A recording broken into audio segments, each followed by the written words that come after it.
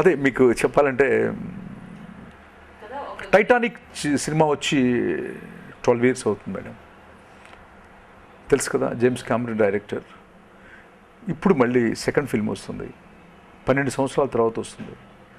So దానికి ఉండే value, James Cameron చేసిన సినిమాకు ఉండే వాల్యూ మిగతా సినిమాలకు ఉండదు అని నేను నమ్ముతాను.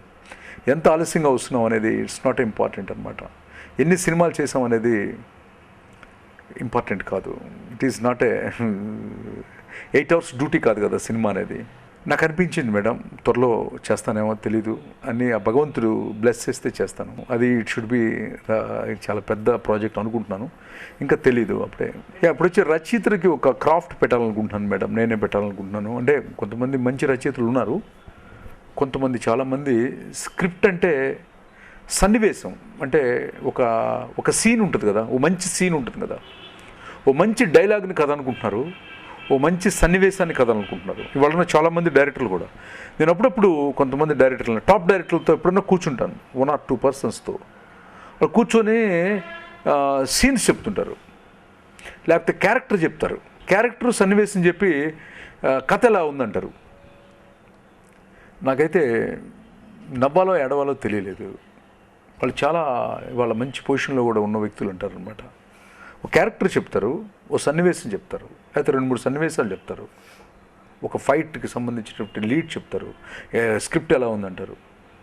అసలు స్క్రిప్ట్ అనే దానికి అర్థమే వేరు, దాన్ని ఎక్కడి నుంచి తీసుకోవాలి, దాన్ని ఎలా చేయాలి. సన్నివేశం కథ కాదు, క్యారెక్టర్ కథ కాదు, అవ్వదు కథ, ఎప్పుడు అవ్వదు అనమాట, గొప్ప కథ అవ్వదు, మామూలుగా ఉంటుంది. సో అట్లా ఒక క్రాఫ్ట్ పెట్టి అసలు కథ అంటే ఏంటి, స్కేల్ అంటే ఏంటి, సెంటర్ పాయింట్ అంటే ఏంటి, టాపిక్ అంటే ఏంటి, ఈ ఎంత స్కేల్లో చెప్తున్నాము, ఎలా చెప్తున్నాము, ఒక మ్యాటర్ చెప్పాలంటే ఏ క్యారెక్టర్స్ తీసుకోవాలి అనేది ఒక చిన్న క్రాఫ్ట్ పెట్టి ఉచితంగా నేను చెప్పాలనుకుంటున్నాను మేడం. ఎందుకంటే నేను వెళ్ళిపోయిన తర్వాత ఓకే, నా ద్వారా నేర్చుకునే ఒక్క వ్యక్తి సక్సెస్ అయినా కూడా నేను చాలా సాటిస్ఫై అవుతాను అనమాట.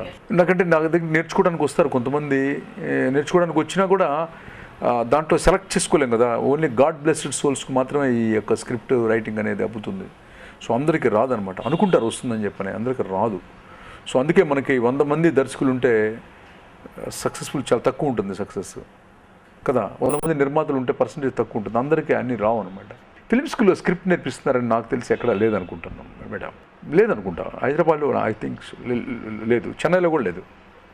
కథ నేర్పించే టెక్నిక్ లేదు, కెమెరా నేర్పిస్తారు, డైరెక్షన్ నేర్పిస్తారు, యాక్టింగ్ స్కూల్స్ ఉన్నాయి, కానీ స్క్రిప్ట్ నేర్పించే క్రాఫ్ట్ లేదు. ఎందుకంటే స్క్రిప్ట్ నేర్పించే మాస్టర్స్ లేరు కదా, మరి స్కూల్ ఎట్లా ఉంటుంది? am I correct or not? Yeah. There is no master. How they put school? Yeah, ఈ యొక్క నాకు గోల్ చెప్తాను మేడం. ఆంధ్రదేశంలో ఉన్నటువంటి ఒక స్క్రిప్ట్ రైటర్ ఒక ఆస్కార్ అవార్డు తీసుకొని వచ్చి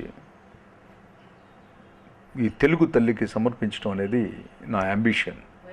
సో అది ఎప్పుడు నెరవేరుతుందనేది తెలీదు. నా ప్రయత్నం మాత్రం ఆల్రెడీ స్టార్ట్ చేశాను, అది చూడాలి. భగవంతుడు బ్లెస్సింగ్స్ ఉంటే ఏఆర్ రెహమాన్ తీసుకొచ్చాడు, ఇండియాకి తీసుకొచ్చాడు, నేను ఆంధ్రప్రదేశ్కి తీసుకొద్దాం అనుకుంటున్నాను. Okay madam, thank you.